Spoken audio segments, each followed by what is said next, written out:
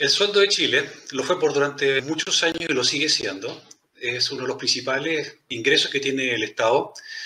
Aproximadamente el cobre representa para Chile como ingreso directo del orden del 20% de lo que significa el tamaño de la economía.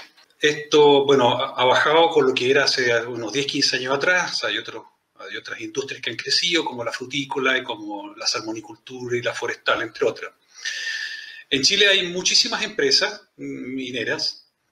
Hay empresas mineras de fierro, empresas mineras de litio, hay empresas mineras de cobre. De las empresas mineras de cobre, aproximadamente, de las que maneja Cochilco, dejando de lado las que son las pymes, las mini pymes, y en el mundo de los pisquineros hay aproximadamente 21 empresas que están produciendo cobre. La industria completa de cobre en Chile representa más o menos 800.000 personas que trabajan directamente, pero mueve una cantidad gigantesca de empresas alrededor de ellos. O sea, hay ciudades completas en el norte de Chile que viven gracias a la minería, y eso mueve turismo, mueve hotelería, mueve restaurantes, mueve servicios de contadores, abogados, en fin, hay toda una cosa que es expansiva, que hace que la industria minera sea un eje fundamental en lo que es la economía de Chile. La industria minera en Chile es de muy alto nivel tecnológico.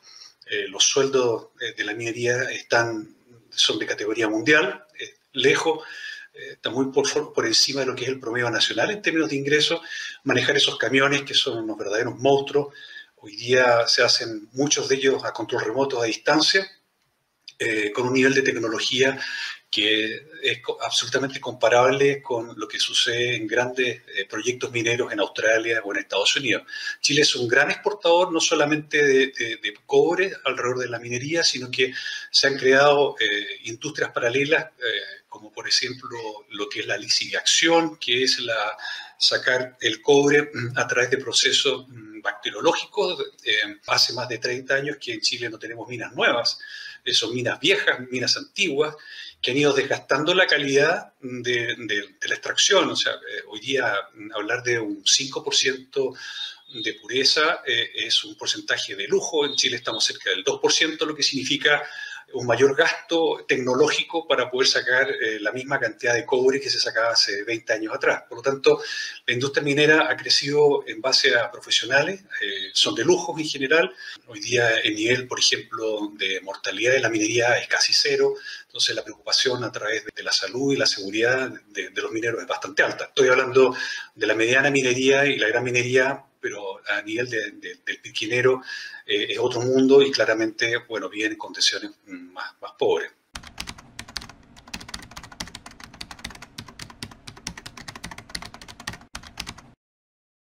Ya, bueno, no perdamos de vista de que nosotros hemos tenido un aumento en lo que son los impuestos en Chile en los últimos años. Del 19%, bueno, el año 1990 las empresas en Chile pagaban el 10% de impuestos. La señora Bachelet y su distinguido ministro Arenas de Hacienda subió el impuesto hasta el 27%.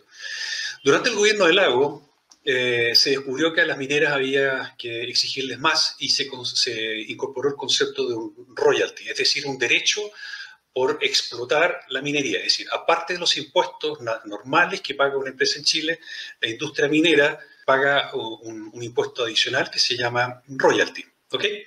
Ahora, el royalty no es una cosa nueva, no es una cosa que haya inventado Chile, se cobra en distintos países del mundo y funciona en base a la lógica del mismo concepto que es el impuesto que se paga sobre las utilidades. Es decir, si la empresa ganó 100, se le cobra un porcentaje sobre ese 100. Y este impuesto cambia según los tramos que se produce la utilidad, ¿no es cierto? Es decir, todo lo que se gastó para producir se reduce y sobre la utilidad se cobra el impuesto, lo que es la lógica que tenemos todos nosotros o todas las empresas en Chile, que pagan en base a lo que efectivamente ganó en la última línea.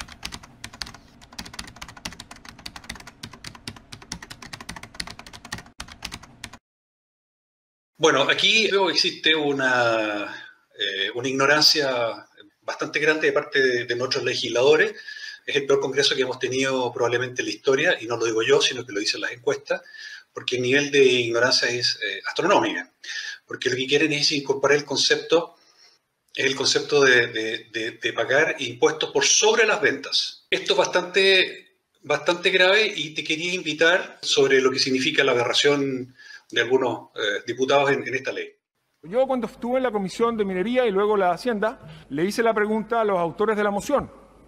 ¿Cuál es su análisis respecto de dos preguntas esenciales?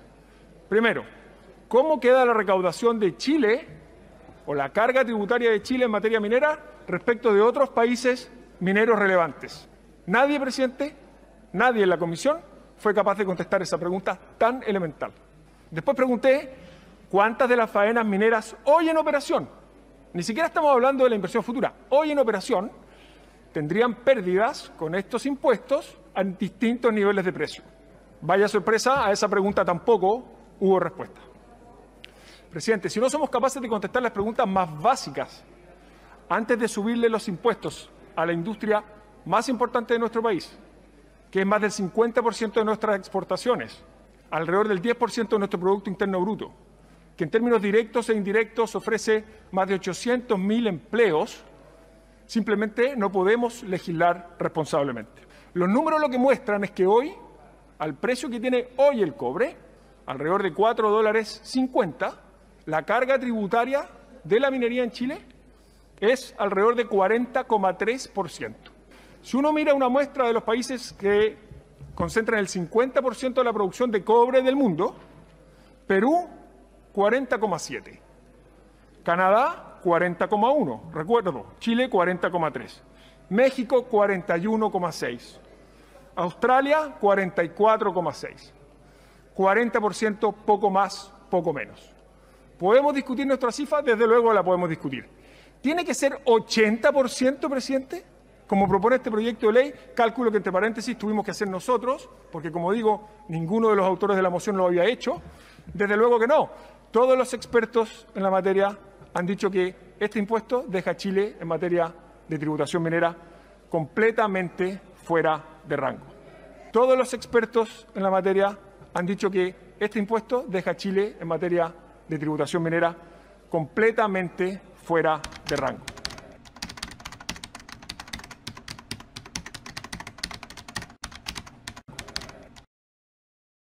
Así es. Así es, y esto tiene varios agravantes.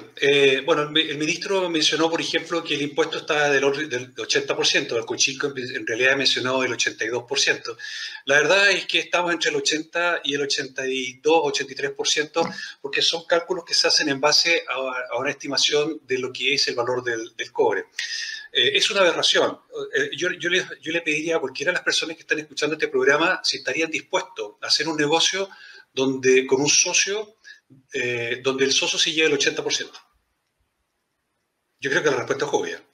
Sobre todo que el socio no hace nada, solo estirar la mano a final de año o a final de mes. La inversión en una empresa minera, todo lo que significa la permisología, puede demorar 10 años. Se habla de expropiación, ¿no es cierto? Efectivamente, esto también lo dijo el ministro Llobet, porque efectivamente se estaría expropiando el activo de las minas. En la práctica, esto significa parar al país. Parar al país es absolutamente lo que es la industria minera, o que es el sueldo de Chile, en base a una cosa que es absolutamente irracional. Y tú querías decir una cosa importante, que esto es inconstitucional. Nosotros tenemos una cosa que es la invariabilidad tributaria. ¿Qué significa eso? Significa que se han hecho contratos con todas esas instituciones hasta el momento en que no se puede modificar bajo ningún punto de vista la tributación que ellos pagan hasta una fecha determinada. Esa fecha expira el año 2023. Por lo tanto, los gastos que hay en la minería son astronómicos. Vamos a subir al 3% de las ventas. Suena poco. Pero resulta que la minería tiene unos gastos. Tuviste lo que son esos camiones, tuviste lo que son los sueldos. Todo lo que significa producir una tonelada de cobre requiere una inversión gigantesca. Entonces, hablar sobre las ventas y no hablar sobre la utilidad es absurdo. Piensa tú que a un señor que vende un paquete de cigarrillos, el paquete de cigarrillos, el 75% del valor de los cigarrillos son impuestos. Entonces, si tú lo vas a cobrar al kiosquero por el valor de la venta, el tipo va a terminar perdiendo. De las 21 empresas que en este país están produciendo cobre, 11 con este nuevo impuesto quedarían fuera de circulación, se tendrían que cerrar.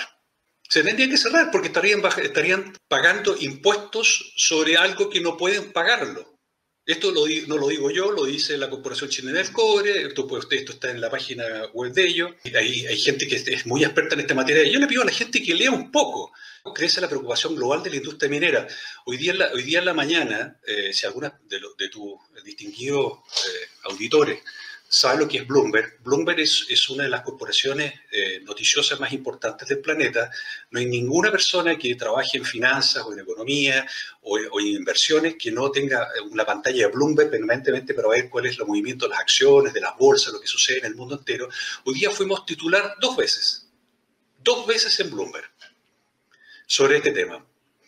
Y la palabra que ocuparon fue expropiación. Yo los invito a aquellas personas que no crean lo que les estoy diciendo, que vean. Ahora, porque el jueves será votado en particular en la sala de la Cámara el proyecto de royalty al cobre y el litio. Sobre los efectos de esta medida vamos a conversar a esta hora con el académico de la Facultad de Ingeniería de la Universidad Católica, el profesor Gustavo Lagos. ¿Cómo podría influir efectivamente este proyecto de transformarse en ley? Porque tendría que pasar todavía tal vez una prueba constitucional, pero lo que estamos viendo es un alza a la minería en los términos que se han redactado en este proyecto. ¿Cómo lo ve usted desde la perspectiva de la competencia de nuestro país en comparación con la región? Mire, Matilde, la Comisión Chilena del Cobre hizo un cálculo de cuánto significaba este royalty en términos reales de tributación efectiva y representa más de un 80%, creo que es un 82%, eso es lo que, esa es la estimación que hizo la Comisión Chilena del Cobre, y para un precio de $4,5. Ahora usted comprende que cuando usted cobra 82% de las utilidades, ¿no es cierto?, a cualquier empresa, obviamente esa empresa no puede funcionar. Es decir, este royalty se le pasó la mano realmente, yo no sé a qué está dirigido, pero este es un royalty expropiatorio prácticamente de la minería. Ahora, si llega a pasarse una ley como esta, Matilde, que yo dudo que pueda pasar, un filtro de gente racional, lo que va a pasar es que va a cerrar una parte muy importante de la minería chilena de aquí a 3 o 4 o 5 años más. Ahora, eso es lo que va a pasar. Comparativamente con la región, usted dice que con este se podría llegar a un 82% de impuesto a la ganancia de la minería. ¿Qué pasa en otros países de la región? Por ejemplo, Perú, que también es competitivo en materia minera.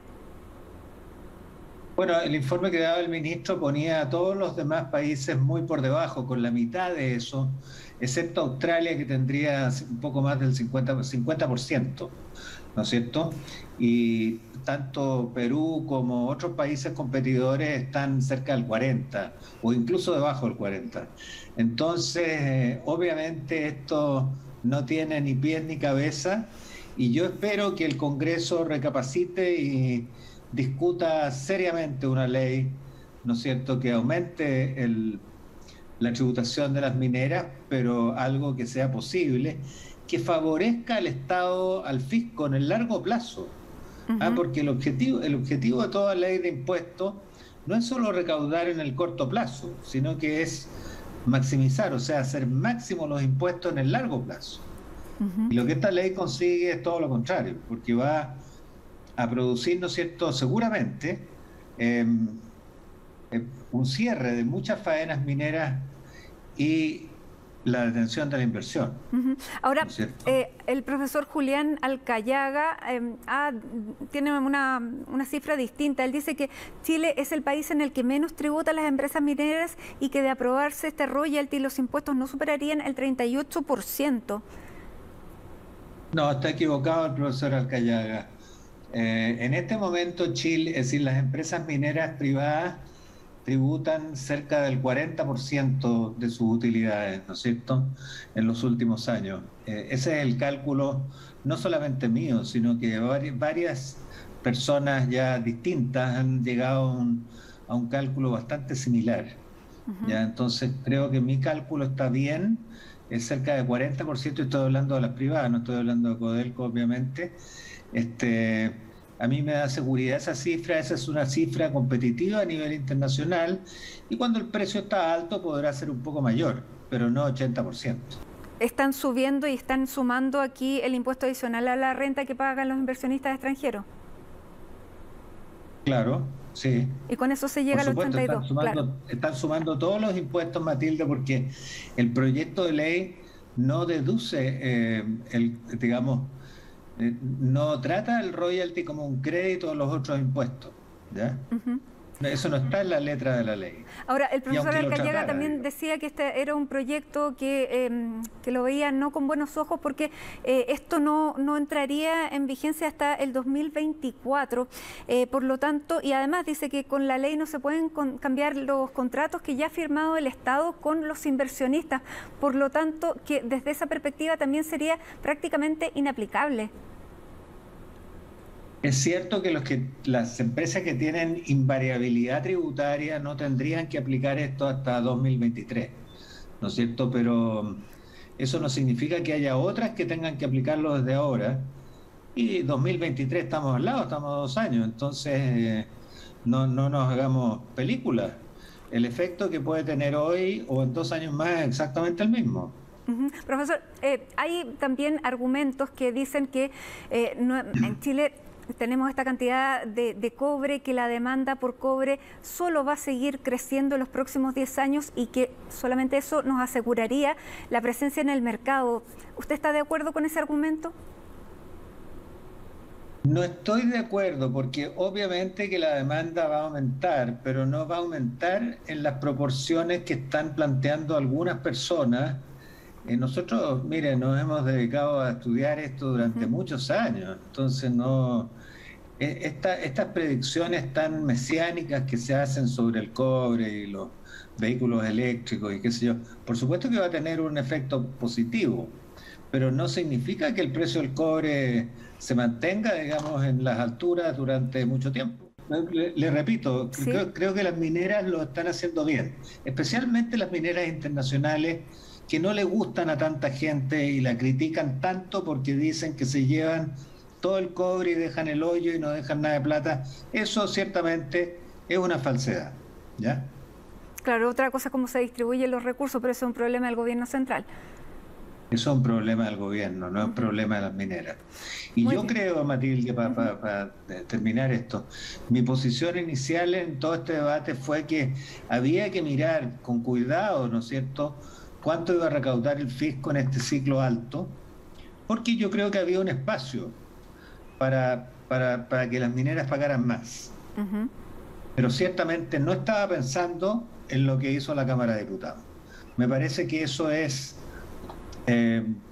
demasiado exagerado, lo que hizo la propuesta de ley que ¿Y cuál es ese votaron espacio en que la habría comisión. para que pagaran más?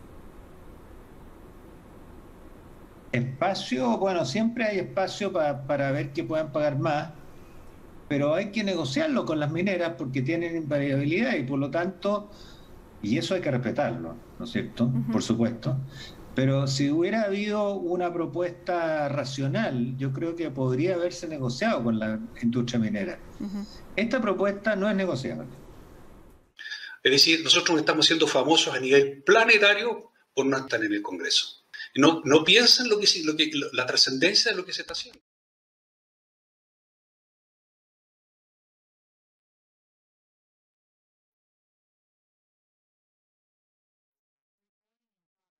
Por último, para el caso del componente de rentabilidad, este se calculará obteniendo la diferencia que resulte entre A, lo que resulta de aplicar una tasa marginal y progresiva dependiente del precio del cobre en dólares estadounidenses según la Bolsa de Metales de Londres, sobre la base del margen de explotación minera ajustado, definido en el artículo 1 de la presente ley, y B, los pagos efectuados al Estado por concepto del impuesto establecido en el artículo 64 bis de la Ley de Impuesto a la Renta.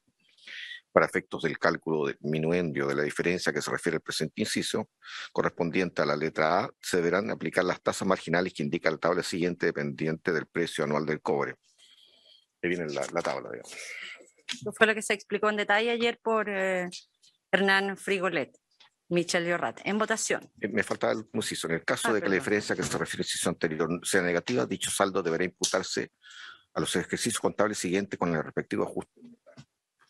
Presidenta, yo creo que es importante aclarar Julio, que es una indicación que presentamos junto con la senadora Isabel Allende y Yasna, porque esta es la indicación que ha resultado justamente de este acuerdo, y Alejandro, que está acá hoy día, y es resultado de esta conversación que tuvimos, donde construimos un acuerdo que creo que mejora tanto lo que yo había presentado originalmente como lo que había presentado Yasna, y además que incorpora la visión y los aportes que hizo el equipo del futuro equipo de gobierno del presidente de Gabriel Boric. Entonces yo voto a favor. Pues en admisible, voto en contra. Senador Guillermo. Ahí. El propósito de este artículo, en el fondo, para explicarlo de forma pedagógica, es que el aumento del precio del cobre en el mercado internacional despega la rentabilidad de la inversión inicial que hace el minero. Y por lo tanto, no varía la inversión que ya se hizo, sino que es una utilidad sobre aquella. Y parece de entera justicia que a la medida que el precio aumente, también aumenten los ingresos del Estado chileno por este concepto. Es una lógica bastante elemental. Si todos crecemos, crece la minería, también crece el país. Y por lo mismo apoyo que sea este componente que va a depender del precio promedio anual del cobre en las bolsas. Presidenta. Voto a favor. Agradezco la explicación tanto del senador Girardi como del senador Alejandro Guiller, pero quiero referirme también a un aspecto que me parece que es central, no solo en este artículo, sino también en toda la tramitación de este proyecto. El royalty a la minería que se ha propuesto constituye un cobro de un derecho por parte del Estado, en contrapartida a la sola extracción de los recursos minerales. Y esto lo discutimos largamente y yo agradezco los aportes de todos, pero quiero particularmente destacar el del economista chileno radicado en Londres, Gabriel Palma, quien ha señalado en que esto forma parte de una compensación y por lo tanto no tiene un régimen distinto al que aquí se ha abordado y por lo tanto constituye una facultad absolutamente de este Parlamento para llevar adelante una iniciativa como esta, y nosotros no tenemos ninguna duda de la admisibilidad de esta iniciativa. Voto a favor. Terminada la votación, aprobado 3-1.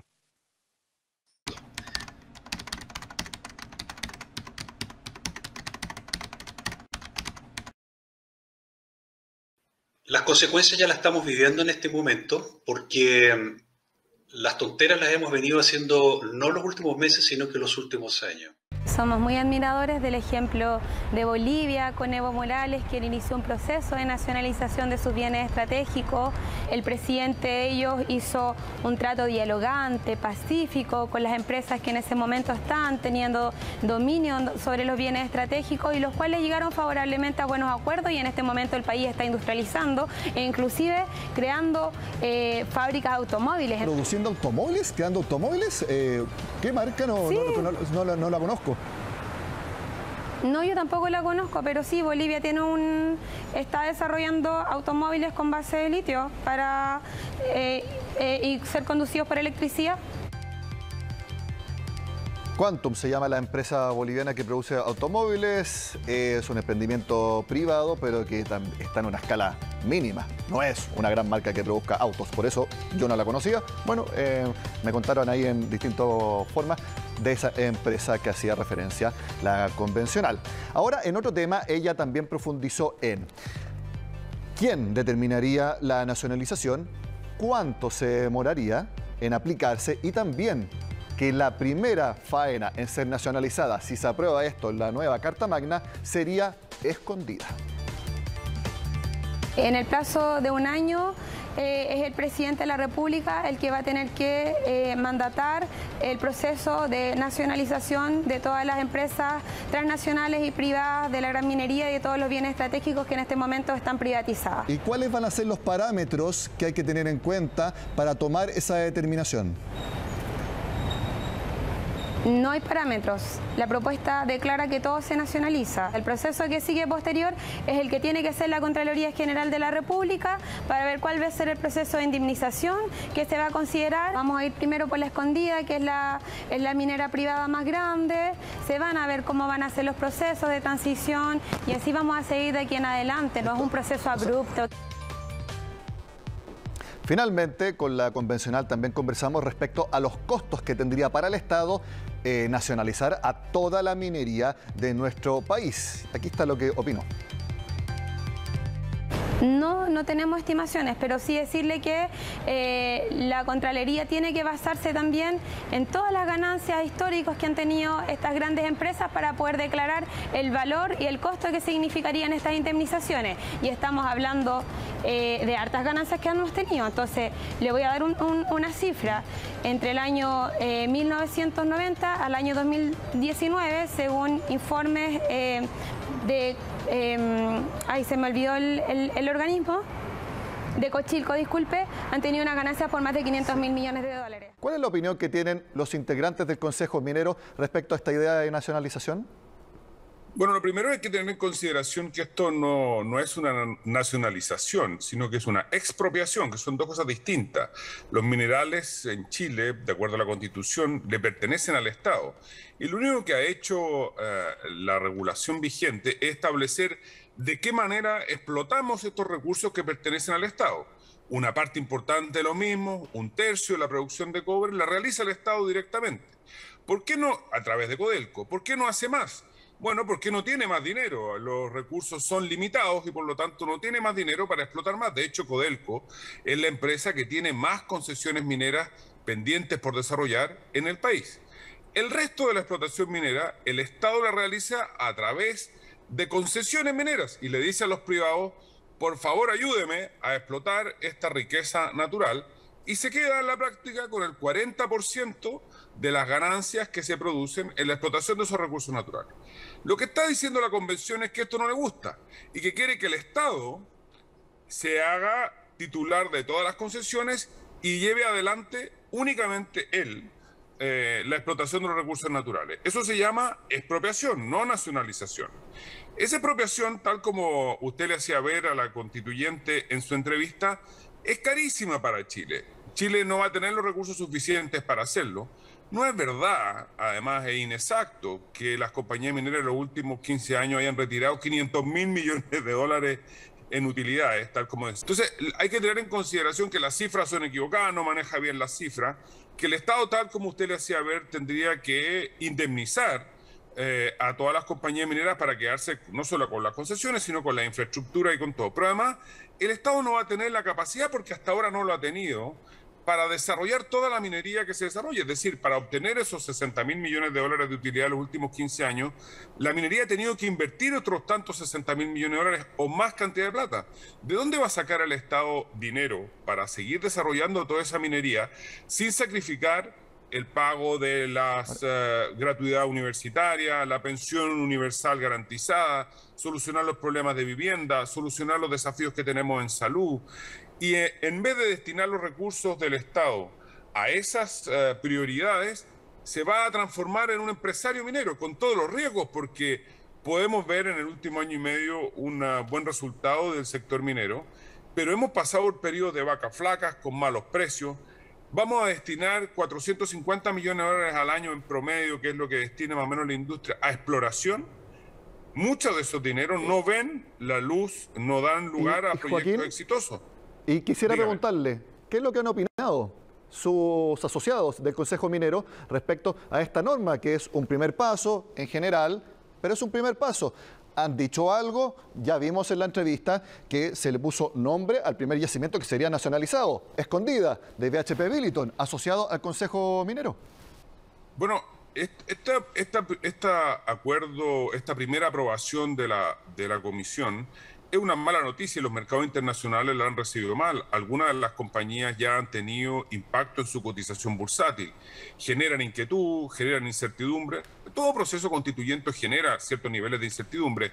pero normas de este tipo generan muchísima incertidumbre que le va a costar al país carísimo. Pero adicionalmente es un acuerdo que contraviene las bases por las cuales fue convocada esta convención constituyente. Recuerde que se le pusieron poquitas limitaciones, porque los miembros del Congreso que acordaron llamar a al plebiscito y luego a la convención constituyente dijeron, oiga, mire, vamos a hacer que esta nueva Constitución respete al menos algunas cosas, porque de no respetarla se produciría un caos muy grande en el país. Uno de ellos es que Chile tiene que continuar siendo una república democrática, diciendo evitemos que vamos a caer en una dictadura o en una monarquía.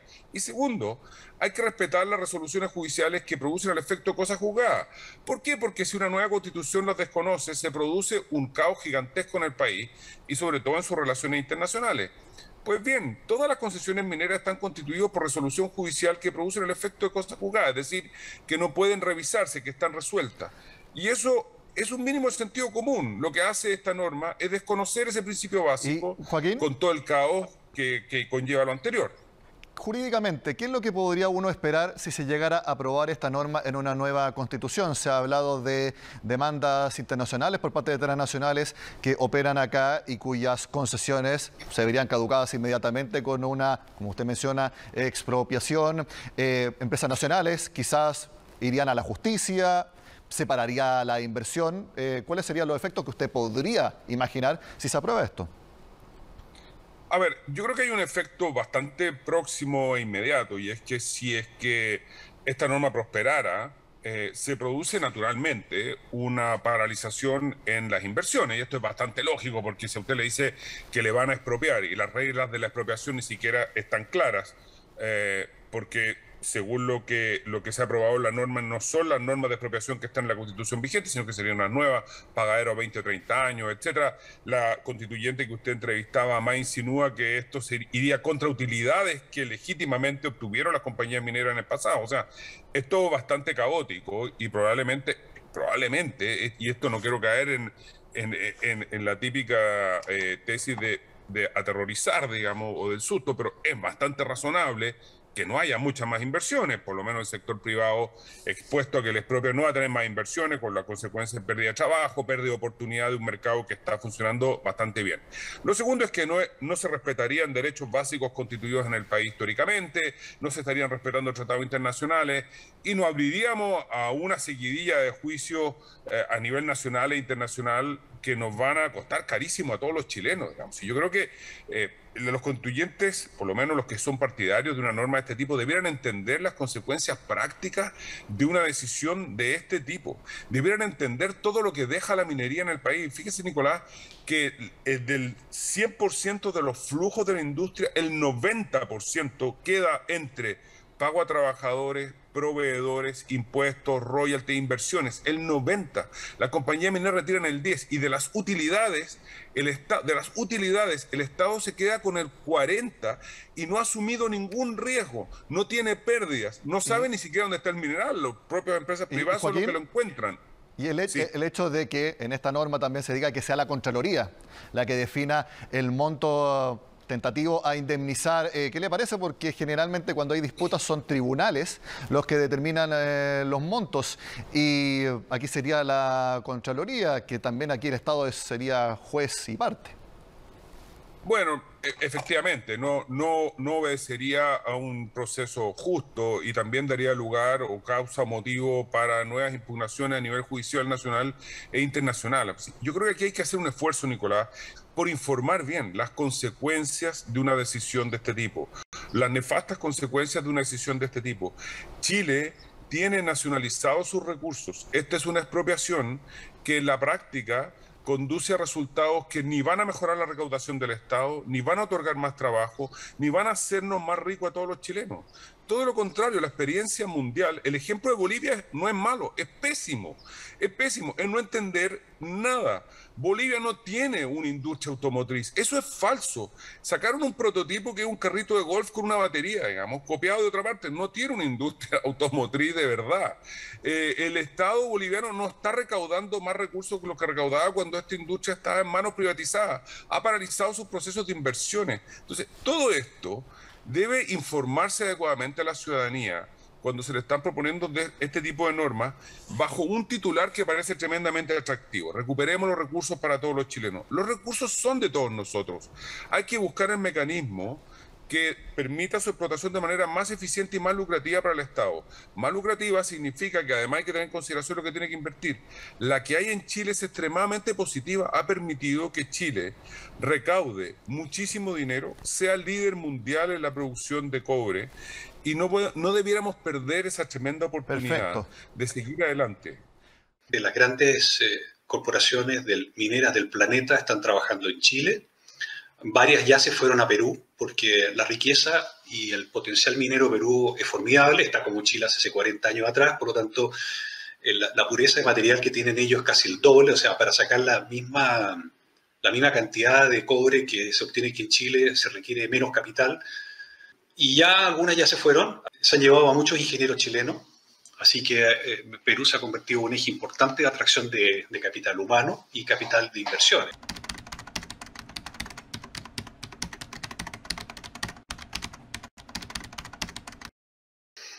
Que escuchen a sus asesores.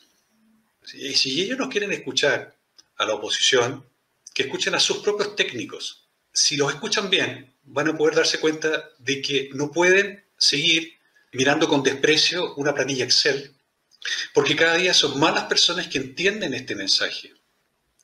Esto es muy sencillo, ellos se encierran. Antiguamente existían grupos dentro de las cámaras de diputados y senadores que invitaban a expertos y técnicos para que informaran, y ellos se dan su tiempo. Hoy día en esta locura legislativa están siendo imprudentes, y la responsabilidad que tienen con el país y con la ciudadanía es la próxima generación, porque ellos mismos se están disparando en los pies. Esto va a generar pobreza, hambre y el hundimiento de un país que es reconocido en todo el mundo como una joya. Somos como país envidiados por toda América Latina. Si hemos recibido casi 2 millones de inmigrantes, es porque han visto a Chile una oportunidad de hacer un hogar, de crecer, de darle a sus hijos y a sus nietos la posibilidad de crecer en un país serio. Y nosotros estamos desarmando eso con leyes que no tienen pizarrón, con leyes que no tienen planilla Excel.